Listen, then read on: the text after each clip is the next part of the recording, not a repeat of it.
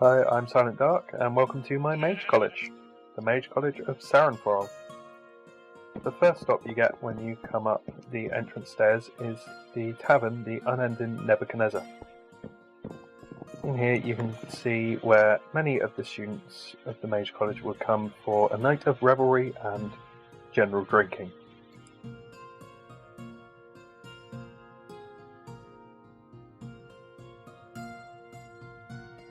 Behind the bar we have a range of ales and ciders, all named after attributes linked to the college. And then we just have base smash or whiskey, which is when people just want to have a bad time. The tower you see behind me, the entrance here leads to just a lookout point where people can go to perhaps study or just watch the sky during their free periods. This tower is the main tower of the college. It's often used as the main entry point to parts of the college where perhaps study or lessons would take place.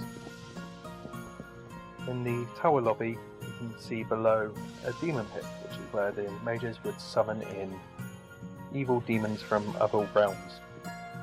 This is an area where the teleportation pads would take each of the students and the mages to their locations of the lessons. This is the main square of the college. It's often where new students are left by their parents as they begin their lives of magic. To the right you can see two towers, the dining hall and the accommodation tower, and also the library, and to the other side you can see the skyship, which is often part of the Sky College. This is where they often get their supplies from, as well as students from far off locations. As we go into the skyship dock, you'll see the middle floating island. It's the first attempt at a floating island. Sadly though, they could not reproduce a spell on any larger scale, so they had to resort to using sky crystals, as you can see here. This is what holds up the island, as well as what powers many of the skyships linked to the college. This is the skyship itself. As you can see, it's a wide open deck which would often bustle with crew, and it has a larger sky crystal than the island itself, and one of a slightly different variant. This one is more robust and more powerful due to the skyship often having quite heavy cargo, and often being attacked by sky pirates. Through here we have the captain's quarters, where the captain often resides when he's not flying the ship. As you can see, it's not very large, but he's not a fanciful man. He doesn't have unnecessary luxuries. He just has a table for planning his sky adventures, chests, beds and bookshelves for entertainment, but he also probably has the best windows to view out of. Here is where the skyship gets flown from. Many skyships are quite hard to fly due to the lack of visibility, so he often relies on his second in command to point him out directions of obstacles like mountains or high trees. Luckily though, he's never crashed into one. Down here you have the crew quarters. The skyship itself has a large contingency of crew, just in order to be able to fly in shifts. So some can rest and some can fly. On the walls here you see what sky mages have enchanted for defense of the skyship, for bandits. So we have water staffs and fire staffs. And at the end of here we have the cargo hold. This is where all the precious cargo is stored during flight time.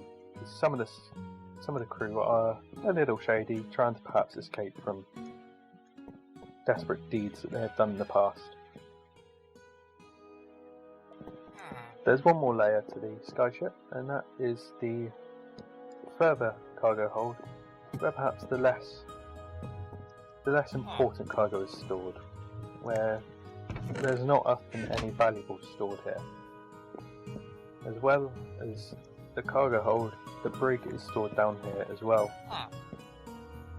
So any crew member that causes wrong or any bandit that they capture, they'll get stored in here with no chance of escape except for a often painful and horrible death with the trapdoor. This cage here is often part of the skyship's cargo, as it gets towed along below, often containing creatures from other realms that escape into this realm, which the Mage College can then experiment upon to learn more of their nature. The tower to my left here is the Ethereal Study Tower.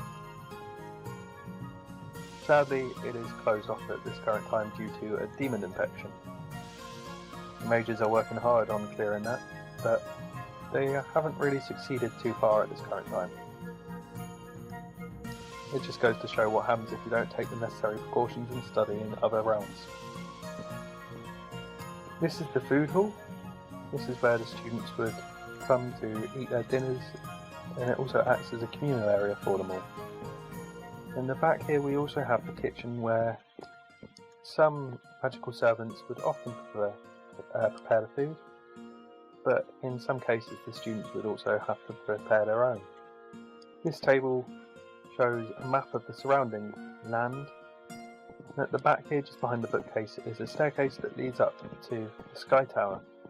But as you see at the top, there is a platform for each of the Sky Mages, and also some of the Daredevil ones like to practice levitation spells, this platform and the one opposite on the accommodation tower. Because luckily if they fail, there's a giant lake at the bottom, which is quite fun to jump into. Behind me here we have the college library. This is where all of the college books are stored. It can be quite a dangerous place at times due to the magical nature of the books. They tend to lead their own lives at points, but I'm sure we can venture within. The first thing you see as you enter is a giant wall of books, and it continues on through the whole library, as well as upwards. And as you can see, the Mage College has invested into floating lanterns into the library. That's because due to the kind of dusty, flammable nature of many books, they didn't want to have too many torches. So floating lanterns were considered a much safer option. And we can even continue going up further. This area is kind of often considered the realm of the younger mages, due to the older mages not really wanting to go up such rickety staircases. This is where most of the learning scholars' books are stored, so they have the upper reaches of the library, whereas the more important, more detailed enchanting books are all stored below, under the safe, watchful eye of the librarian. This is the accommodation tower. This is where all those that live in the college actually have their worldly belongings and their rooms. As you can see, there is a larger lobby, much similar to the main tower's lobby. However, there is no demon pit underneath this one. Instead, a beacon that never goes out from the college. Here we can see the examples of teleportation pads, and the first one is to the student quarters, so see you up there. Then if we go around, we can go into the first of the prefect's rooms. There are 4 prefects in the Mage College. Each one has their own room, and each one is linked to a different school of magic: sky, fire, earth and water. There are other schools of magic, however these are the 4 main ones that the Mage College focuses on. The ranking of the prefects is no way determined by which room they have, so the bottom one could be the most important, or the top one could be. doesn't really matter to each of them, just so long as they get their own private rooms. If you follow me, we'll go into the communal room. All of the mage apprentices live up here during their time at the college. However, the large windows do provide them with good views over the surrounding terrain and the rest of the college.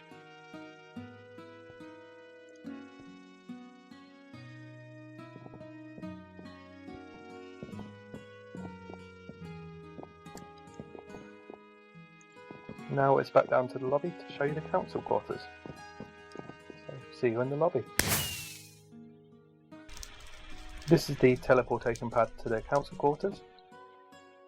So, I'll take it and I'll show it to you. Each of the council quarters is much the same decorations, however, unlike the prefects, each council member is ranked by their height on the tower. So the most important council member has his own entranceway to the hall, and he is the Archmage of the council. This is the final room to show today of the council members, and it's the Archmage quarters, so here we go. As you can see, he has perhaps the largest room available to anyone in the Mage College, which is with good reason, as he has rightly deserved his rank in the college. However, he has chosen not to decorate it too lusciously, as he has his own office as well, just across the way. And now I'll return to the lobby. So that's been the Mage College of Saranthral. I've shown you the majority of it today, however there are a few more other areas that are open to explore for those who want to come and explore the college, which I'm sure you'll be able to do if you come onto the server. I've been Silent Dark, and thanks for watching.